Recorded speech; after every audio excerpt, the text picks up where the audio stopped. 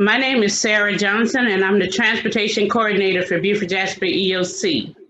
For the next hour, we will be discussing issues concerning transportation.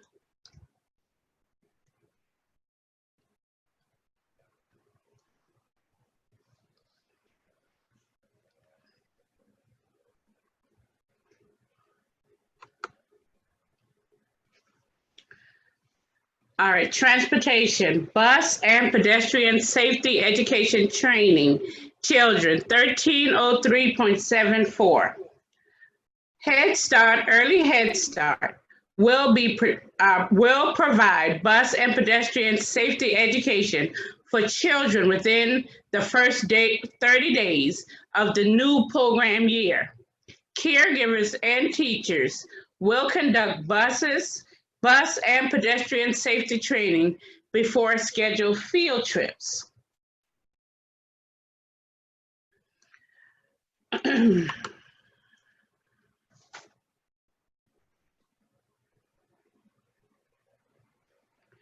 All right, before we get started, I'm going to answer all questions at the end of the presentation. So if you have any, just write it down and we'll look at it at the end of the presentation.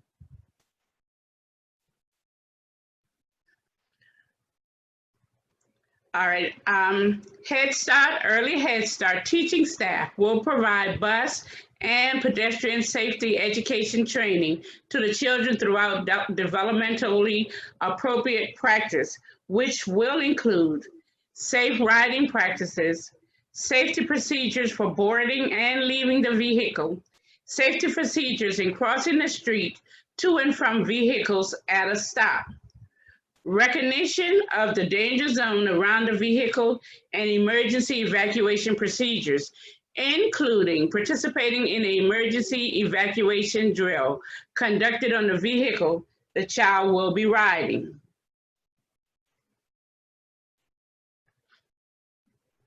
All right, we will discuss the field trip and bus evacuation a little later. Teacher and staff must provide bus and pedestrian safety training with the children within the first 30 days of school. Teaching staff must review the bus and pedestrian safety training before field trips and as scheduled on the monthly theme. Teaching staff must document the bus and pedestrians on their lesson plans. A copy of the lesson plan will be given to the education manager.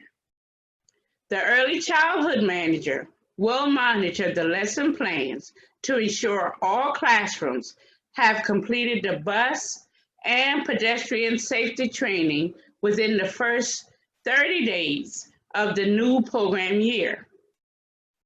The center manager will monitor lesson plans to ensure that the bus and pedestrian safety training is being completed before field trips.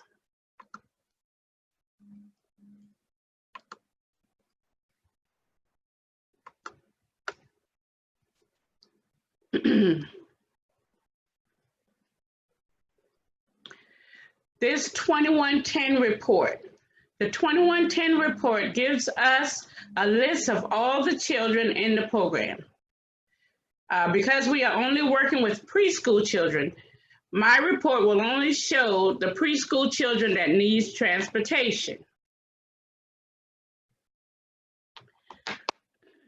The routes will be developed from the 2110 report. It gives us an idea of all the children that wants or needs transportation as the FDAs work with the family in questioning them concerning transportation for the children.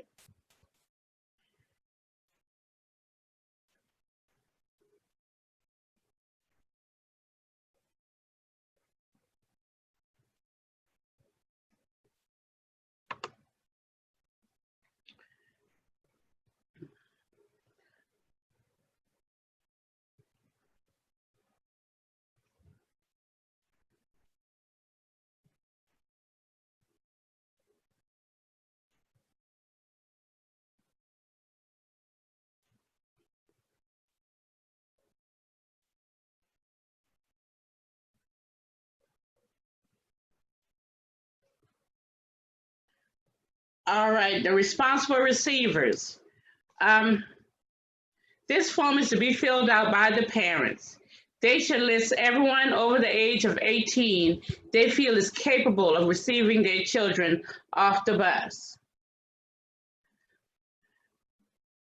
One of the problems that we have with the responsible receiver is that the parents do not list everyone that they want to receive the child off the bus.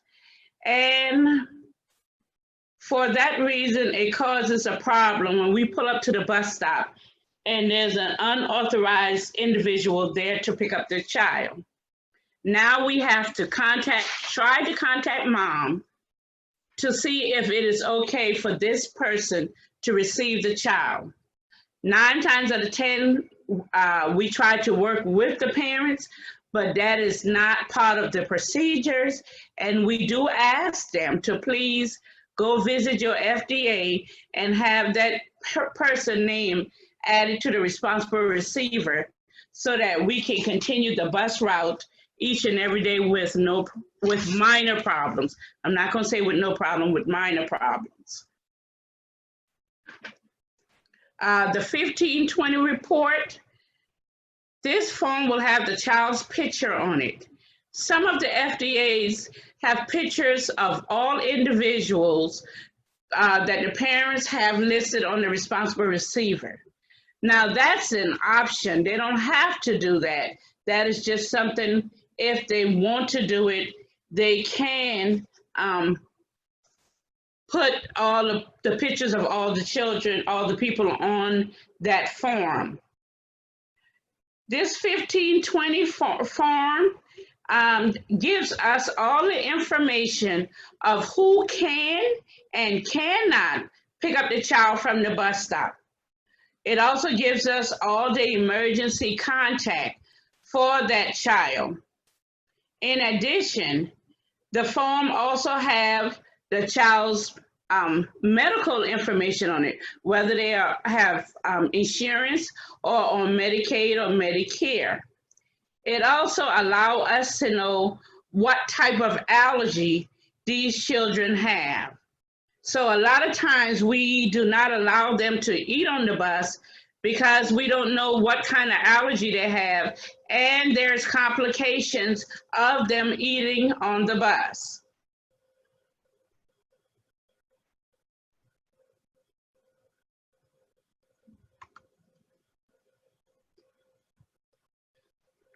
Okay, this next one is a child checklist.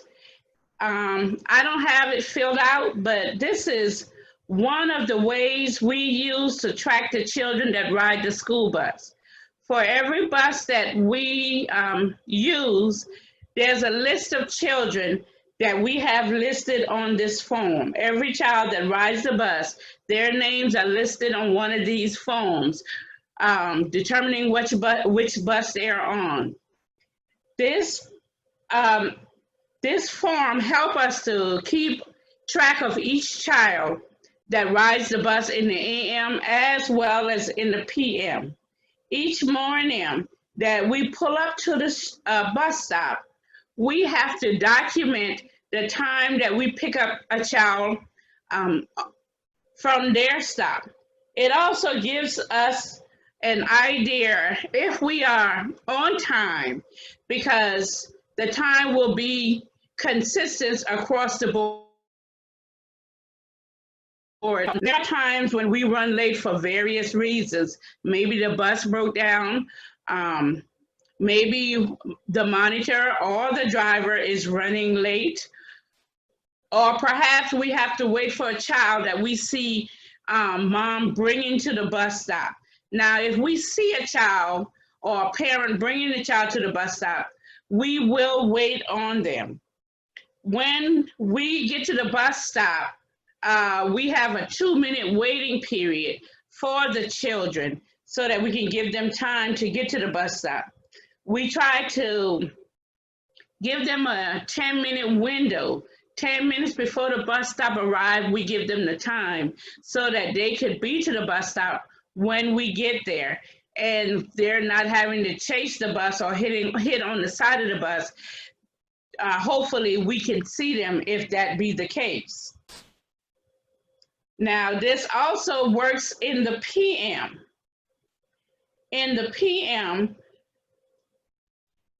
in the afternoon, as the driver and monitors are dropping off the children, normally they're out there by 2:15, and we have them loaded by 2:25, 2:30, and normally we are leaving the school at 2:30. So once we have left the school,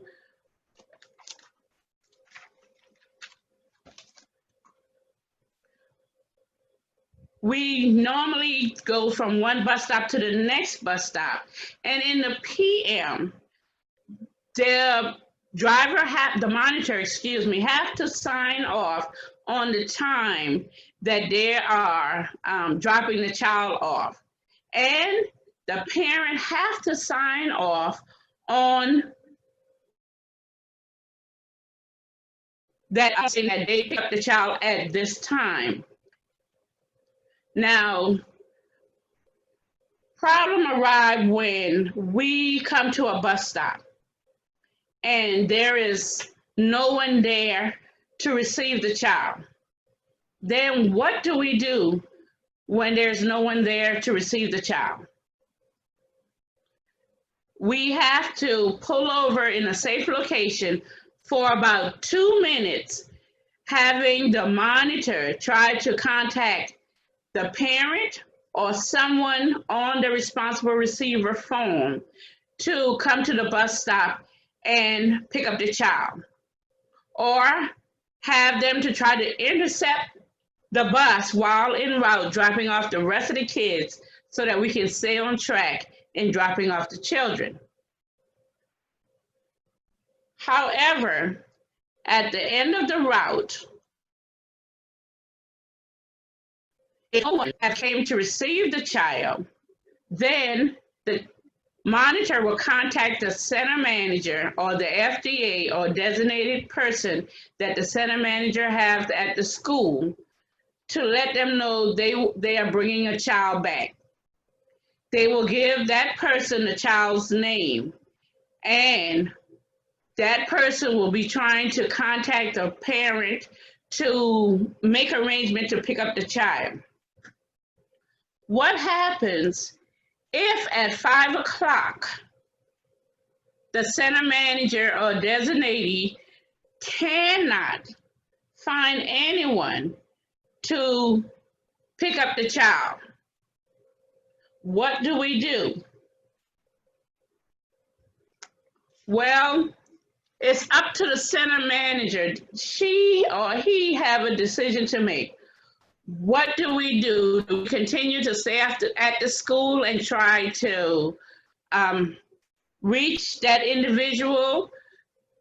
Do we reach out to the FDA or correction of family service manager? Or do we reach out to Mr. Lewis? The answer is we reach out to all of them. We have to decide whether we turn the child over to the policeman, Child Protective Services, or do we all try to probably drive to the parent's house or see what's going on within the family?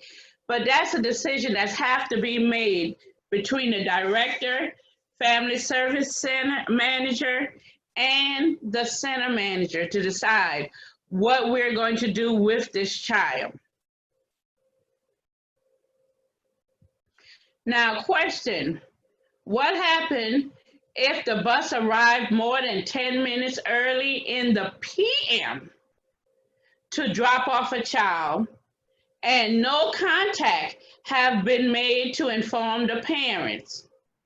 Can the bus return the child to the school, or should the child be returned to the school?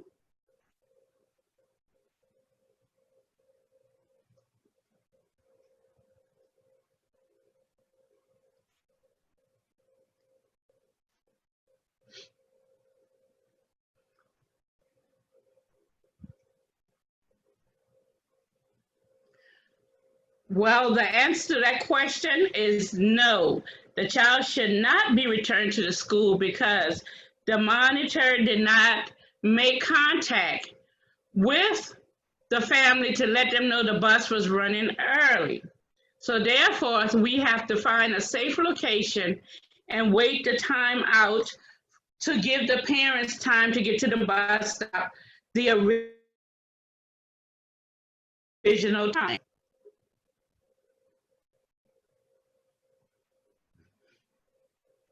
If for some reason a lot of children didn't come to school, before we leave the school, the monitor need to go ahead and reach out to the parents, whether through phone calls or text messages, allowing them to know that we are running about 10 minutes early or however early we are running so that the parents can be there in their place in time to receive the children and everything can run smoothly. If the monitor doesn't make that happen, then we have problems. And then we can't return the child to the school because the problem fall on us for not following through.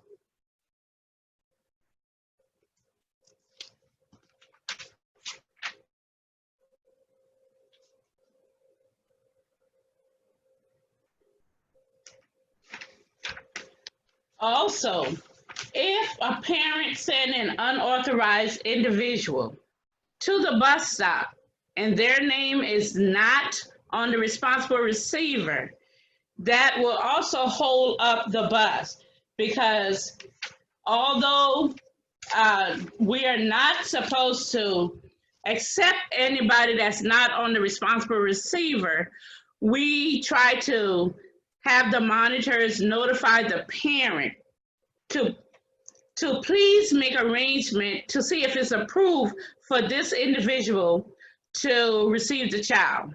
The individual must have an ID.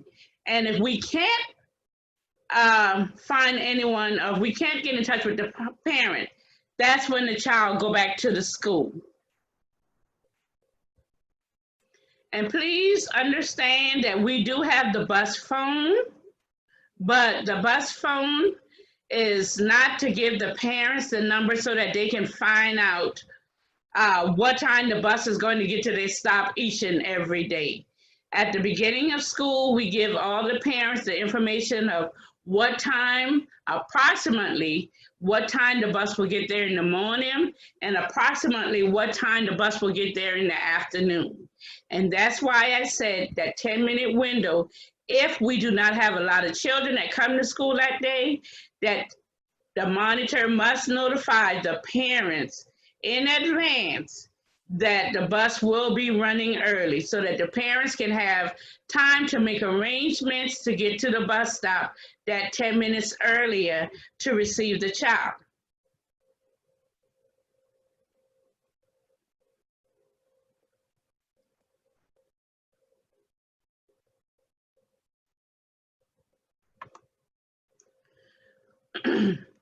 All right, this is the bus roster. This is the second method of tracking the children on the bus in both the AM and the PM. This form also allows you to see who came to school today from each class. Although it's not filled out, the teacher and the teacher assistant's name will go in each of, you can see there's a spot above where if you look across the screen Monday through Friday, that whole line is blank out. That's where the teacher's name will go at, the teacher and the teacher assistants. Underneath the teacher and the teacher assistant's name, all the children that is in their class will be listed under there. Each morning, as the monitor pick up the children, she fill in that space that's present, because the children are now on the bus, so they are present. By the time they get to the school, the monitor should have all this fill out with a number at the bottom of the page, letting the staff know, because at each center, the center manager will have a staff member posted on the outside each day or each morning to receive the children. By the time the bus reaches the school, the monitor should have this sheet filled out and ready to give to the staff member that's outside. The staff member will hold the sheet in their hands as the monitor unload the children. And when I talk about load and unload, which I'm going to talk about a little bit later, due to the COVID-19, how they will load and unload the bus. Once the monitor gives this sheet to the staff member, the monitor will walk to the back of the bus, start at the back of the bus, and unload all the children, checking each seat for belongings as the children get off the bus. Once all children have gotten off the bus, the monitor will walk the bus again to make sure no one is left on the bus, nor their belongings. At this time, the staff member is counting the children that got off the bus. The number of children that got off the bus and the number recorded on the bus roster for that day should be the same. Afterwards, the staff member should get on the bus and walk the bus from the front of the bus. Again, another method to make sure we are leaving no kids on board the bus. They are also checking the bus to make sure no children are left on board and no belongings are left on board. Once that happens, the bus is empty. The staff member will walk the children from class to class, using this list and calling the children's name out and sending them in the class to the teacher. Afterwards, the driver and the monitor should check the bus one last time to make sure no kids are left on board the bus.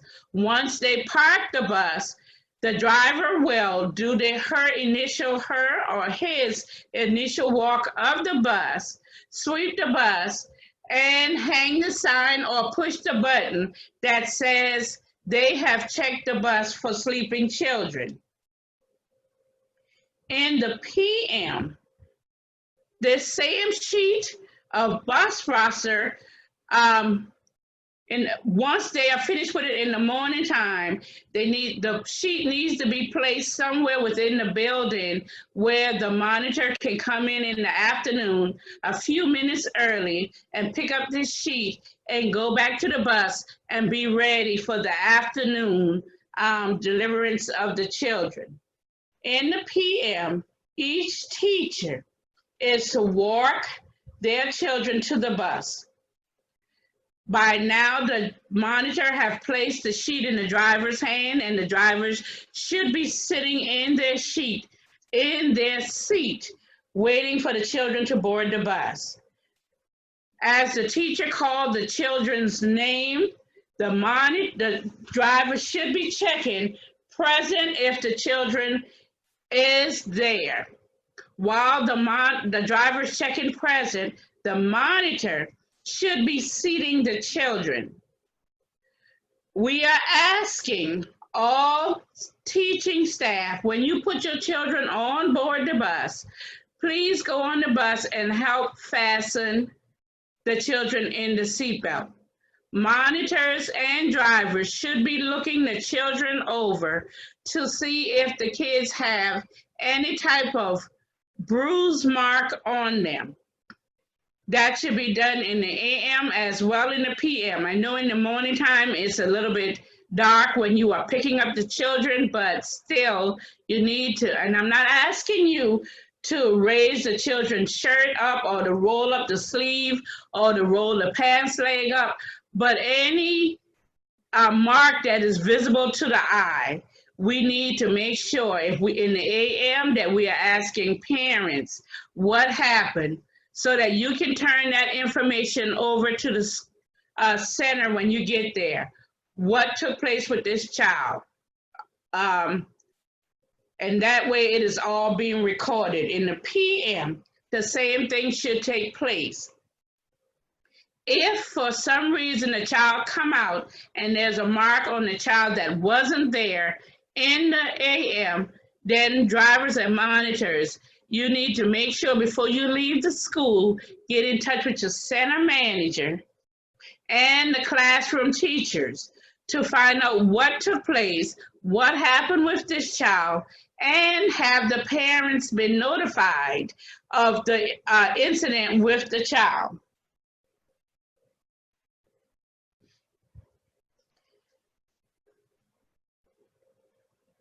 Also, in the afternoon, drivers, please do not let the teacher leave your bus without you questioning every child on the roster.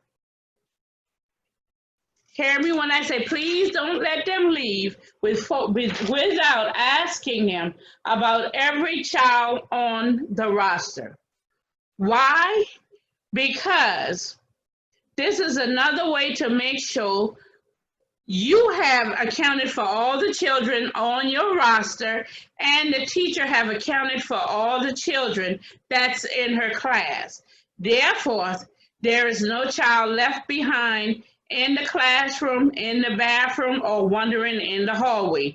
All we have cross every T and dot every I to make sure that we are doing everything humanly possible to make sure all kids are accounted for.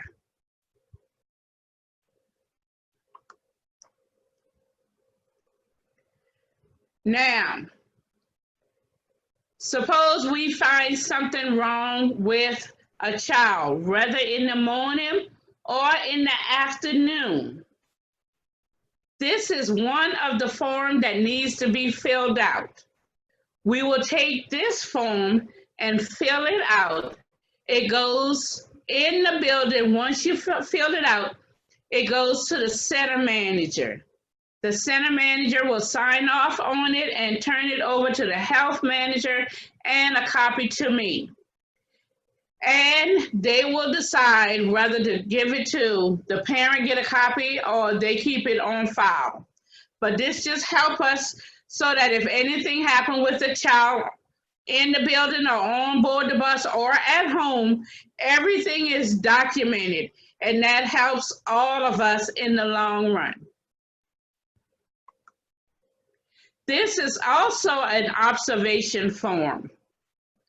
This is a 30-day observation form that's kept on the bus. Each day that the child rides the bus, AM or PM, or AM and PM, this form needs to be filled daily. If the child is absent, straight down the line should be absent. If everything is normal on the child, it should be a check placed in this box. If it's abnormal, then you put an X. If you put an X in the box, then you need to fill out the bottom part of the form. Tell the area where the bruise or the incident is on the child, the date and the time, and sign off on it.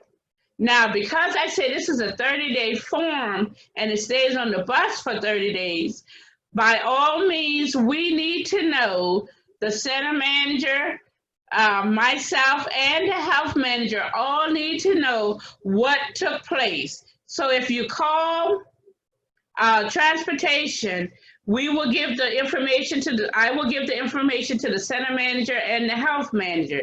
If you call the center manager, they will distribute the information to myself and the health manager.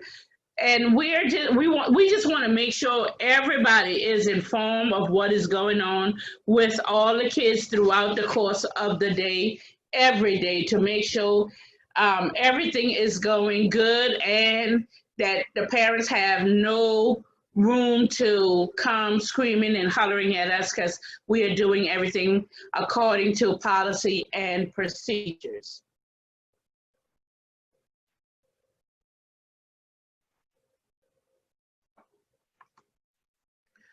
All right, during loading and unloading. Due to the COVID-19, we will be checking the temperature.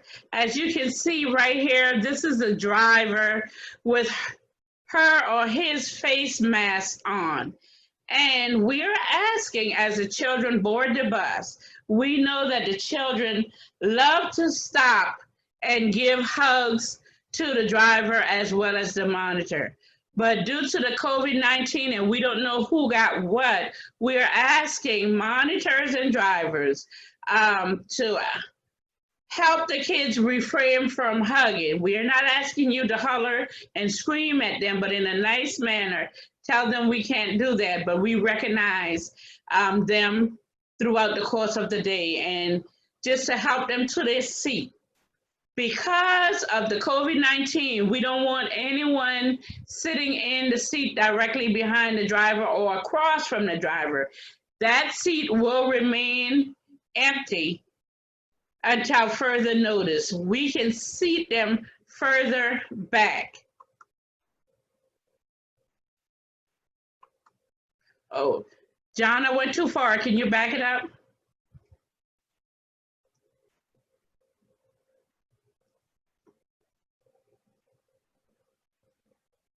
No, too far. You're going forward and back it up.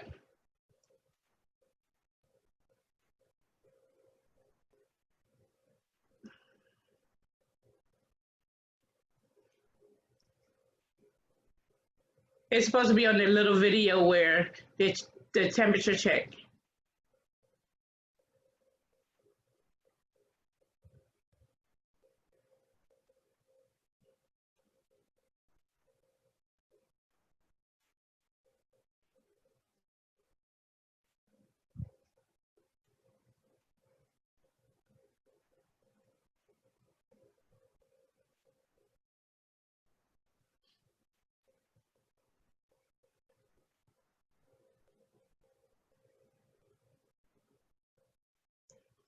All right, y'all, give me a minute because I went two screen ahead.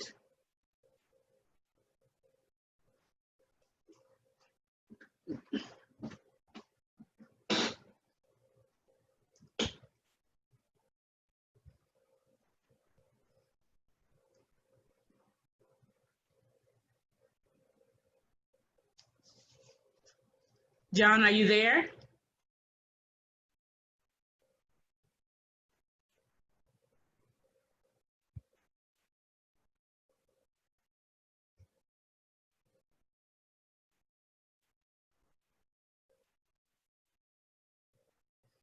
Let me see if I can get John to back the screen up for me.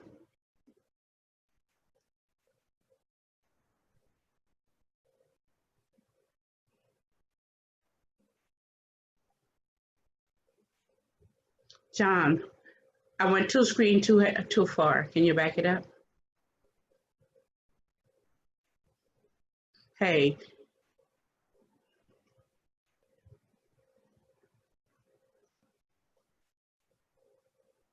no, to Sarah.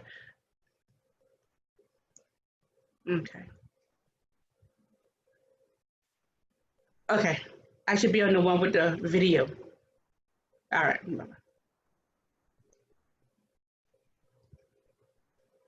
One more, John. Back it up one more time.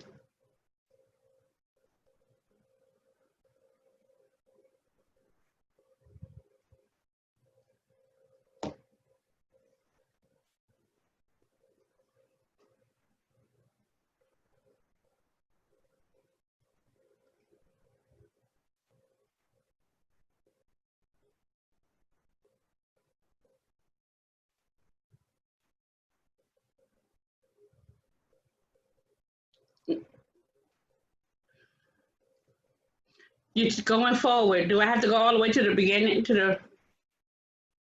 and start it all over to get there?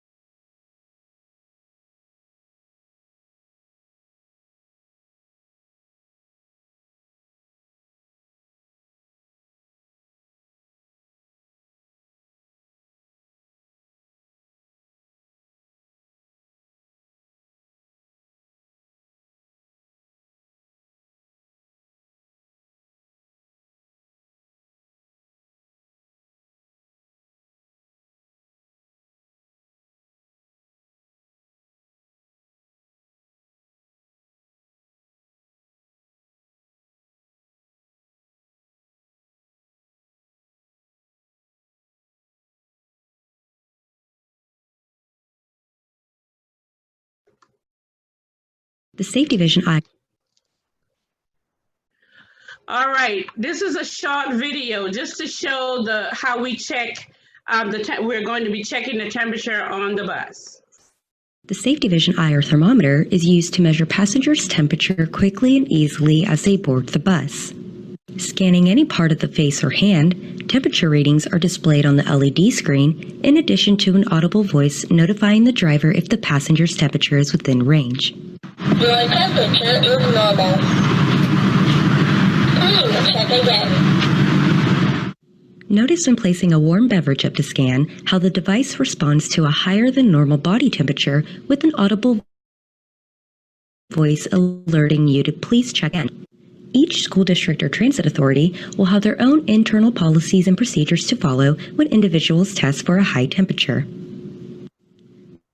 This is activated and deactivated through the ignition switch, eliminating driver interaction and creating a fail-safe system at a fraction of the cost of a thermal camera utilized in other applications. The Safety Vision IR thermometer is completely standalone and is applicable no matter if you utilize a mobile surveillance solution or not. It can also be used in a fixed application, such as an office, school, and other buildings as well. When you approach the Safety Vision infrared thermometer, you have the option to use the palm of your hand or your forehead. The recommended distance is no greater than 3 inches. Please allow 1 to 2 seconds for proper social distancing practice and to allow the temperature reading, red or green light, and audio verification. For more information and/or pricing, please call 1-800-880-8855 and talk to your account executive today.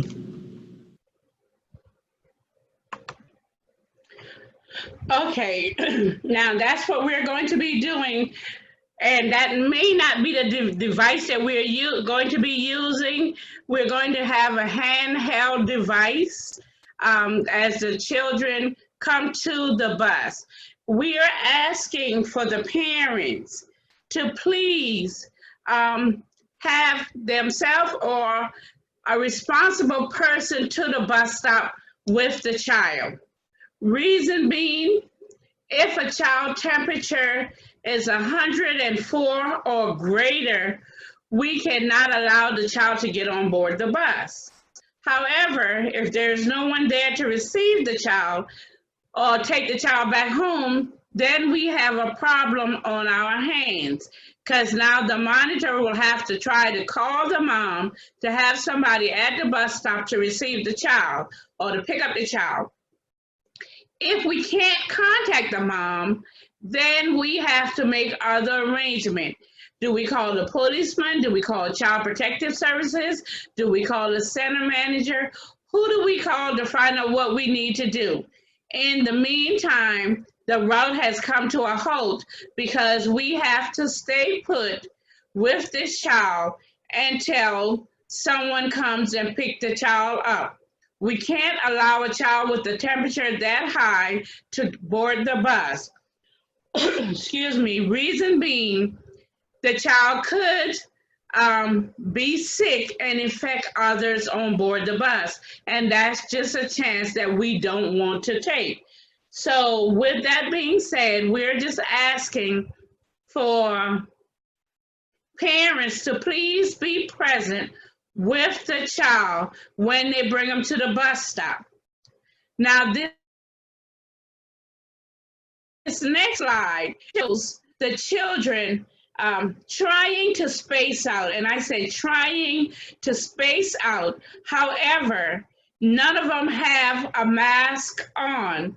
And if you look to the back of the bus, you can see a cluster of children sitting together. And this is something we're trying to avoid while we are under this pandemic. On this slide, you can see we have 2 school buses here. One showing that on a 56 capacity bus, which is the first slide, the children without mask, we can only transport 7 children. And that's because we have to stagger the children as well as skip a seat. So therefore, we are only allowed to transport 7 children on a bus without masks. With mask on, we can deliver 28 children on board the bus, 1 per seat, still staggering them.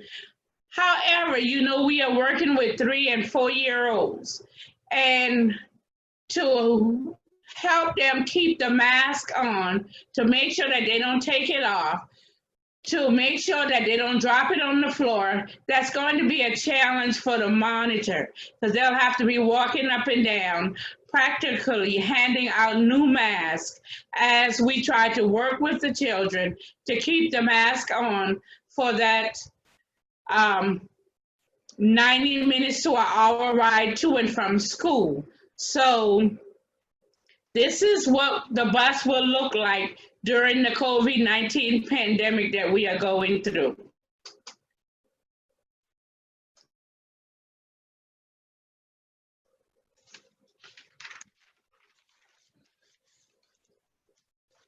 Now, as a bus, transit, or school bus driver, how can we protect ourselves?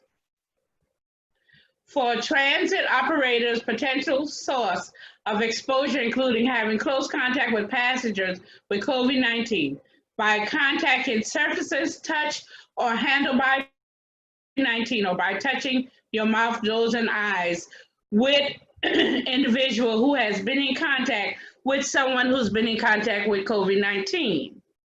However, we can limit close contact with others by maintaining that 6 feet distant when possible. We're not going to consider asking passengers to enter into the back door. We're going to use the front door. We're going to ask that they sit according to the diagram that I just posted. That's how we're going to sit the children. We're asking to avoid touching surfaces often touched by a passenger. And the number 1 or the 2 items that's normally touched by the children will be the handrail as they're getting up and down the seat, up and down the bus, and they're touching the seat. And if we can help them get to their seat without touching the seat. During this pandemic, we will load the bus in the morning time as well in the afternoon from the back of the bus to the front of the bus, which will mean we will have some work to do because we need to know who's going to be the last one getting off the bus, and that will be in the last seat in the afternoon. And in the morning time, when we load the back of the bus coming up to the front of the bus, and this allowed them not to interact with one another in passing by. When we get to the school in the morning time, we will load from the front of the bus, letting them off. Again, just keep making sure they are not passing the next one by either way.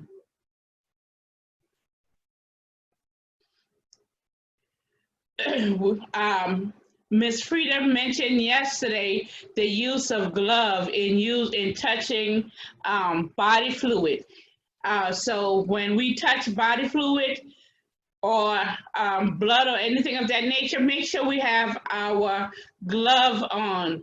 And I'm not sure what type of glove we are going to have. We'll use glove in cleaning up spills. We will practice routine cleaning and disinfection, frequently touched surface, including surfaces in the driver cockpit, commonly touched by the operators. And that's items like the heater, the defroster, the air conditioning button, the stop sign, the 8-way lights, the door handle, the gear shift, the steering wheel. All of those will be disinfected after each route. After each route, the monitor will disinfect all of the seats. and get prepared for the next time the children board the bus, whether that morning or that afternoon. But that's how we will disinfect the bus right after we drop the kids off, to make sure we are doing everything possible to make sure that the children and themselves are not being infected by that.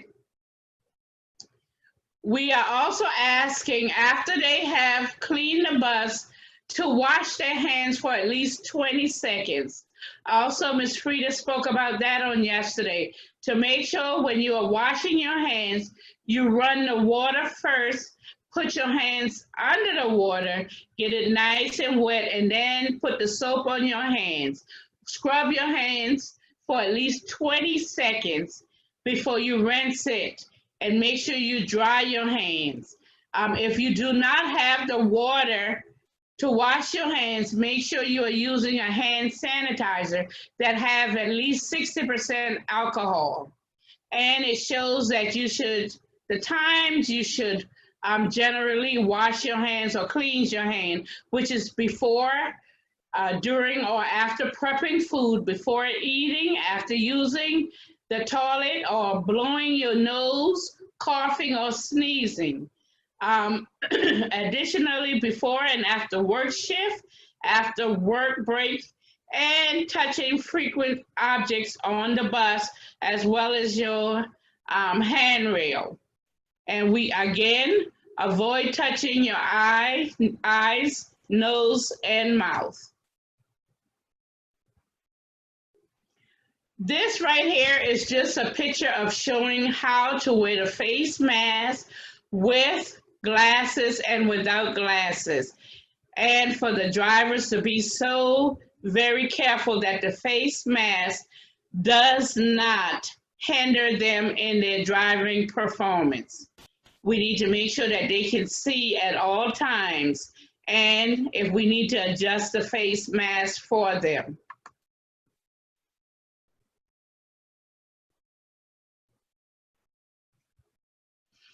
All right, I am at the end of my presentation, so I'm asking, oh, correction, I'm not at the end. Field trip, I told you we was gonna talk about field trip later on. Okay, during the field trip, we're asking all teaching staff to make sure that you have filled out this paper, this field trip request form, that all the children names are on it, and it goes to the driver. The roster should be called several times throughout the day. As long as you're on the field trip, exit the bus, and getting back on the bus, you should call a roster.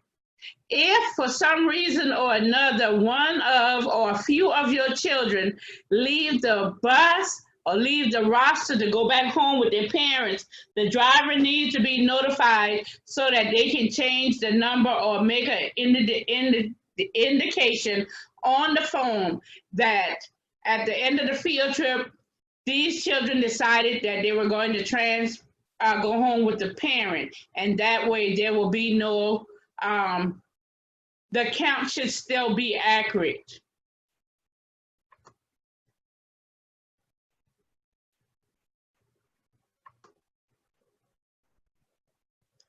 On the last slide should be bus evacuation.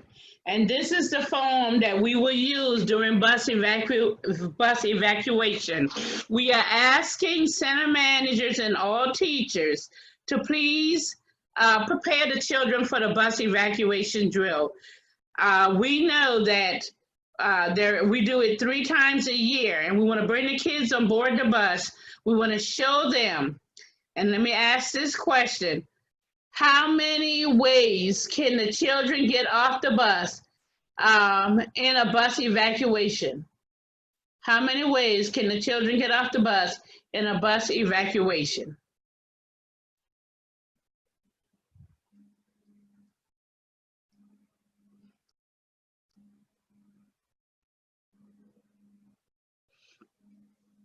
And the answer to that, there are 4 different ways. They can use the front door, they can use the back door, They can use the emergency window, or they can use the roof hatch, because on all the bus there's a roof hatch, and we're going to point those out to the children. We're also going to have the monitor demonstrate how to sit, and we're going to teach each one of them how to sit down and slide out the back door. They're going to sit down and slide out the back door. We're going to have the monitor and one of the teaching staff at the back door to help the children off the bus. We're going to have either the center manager is going to have a staff member or herself or himself outside the bus to receive the children as they get off the bus, so that the children can know what location they need to report to after the bus evacuation drill. And I say center manager or designatee during this time of the COVID-19, because during bus evacuation, we will probably do one class at a time, whereas normally we could get 2 classes on a bus, and we had all the extra help in getting the children fastened in the seat, getting the children off the bus, having somebody on the outside to receive the children, as well as having 2 people assisting the children off the bus. But during COVID-19, we will only use 1 class at a time, so we will need some assistance from the inside to help with the bus evacuations. Now I'm at the end of my slide and asking, do I have any questions?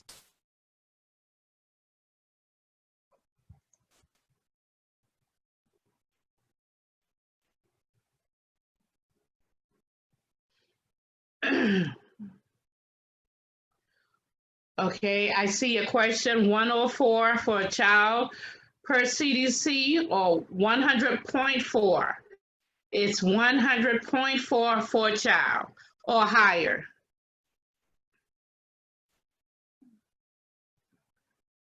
Okay, another question, how long will these routes be with smaller amount of children boarding? As long as we have the COVID-19 pandemic going, we will be operating with the 28 to a bus with the 50, determining the bus size that we have. As long as the pandemic is going, we will have small amount of children on board the bus.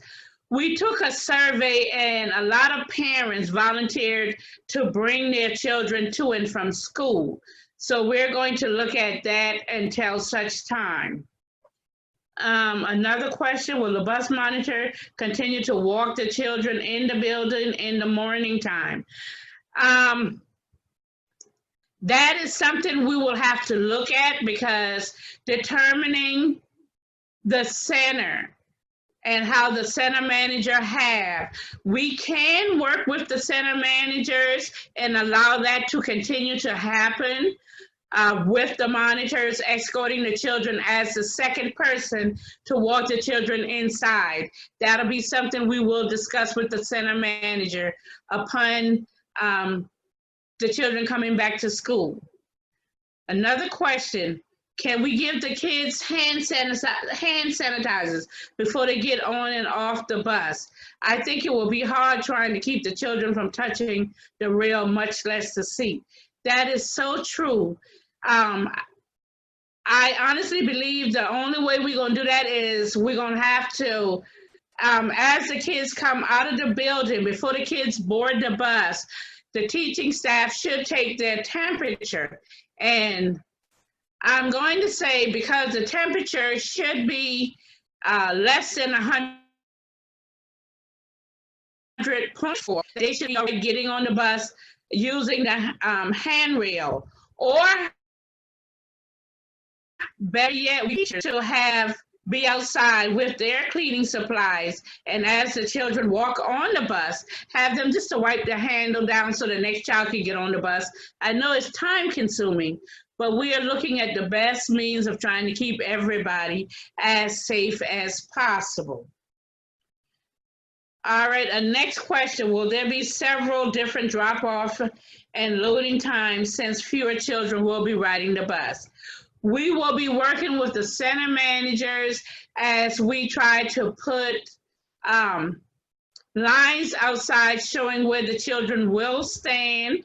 And if we are having to do a double run, then yes, we will have to work more with having lines and extra help on the outside with the children. What about children that rides the public school bus? We will also have to work with them. Now that's where the teaching staff will come in and place them on the block, and we will have to get with the transportation department to come up with a game plan of how they're going to load their bus and what their expectations are for our children.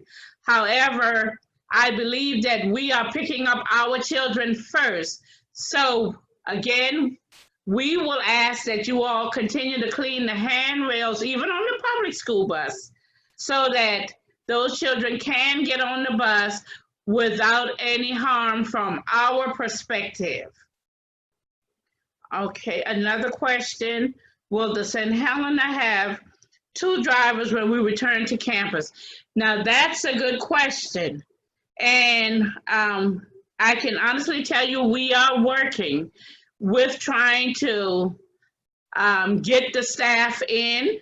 We do have people lined up, but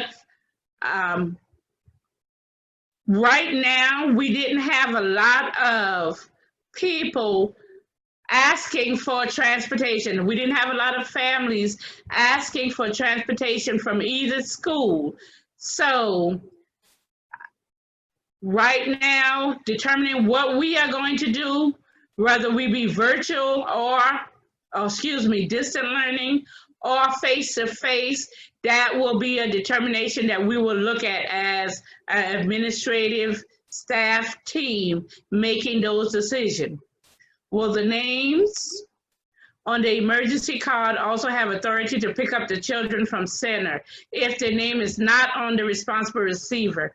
That is something that the FDA will work out with the family service manager. 9 times out of 10, that 1520 report gives all the information of whether they can pick the child up off of the bus or from the school. That same 1520 gives that same information. And if the parent name or that person name is not on there, then the FDA needs to make a recommendation on contacting a parent to determine if that person coming to the school can or cannot pick up the child from the center. That's going to be a FDA and center manager call. And also request for that individual to be added to the 1520 so that we can have that person as our ongoing person to receive the child if it comes up again. Do I have any more questions?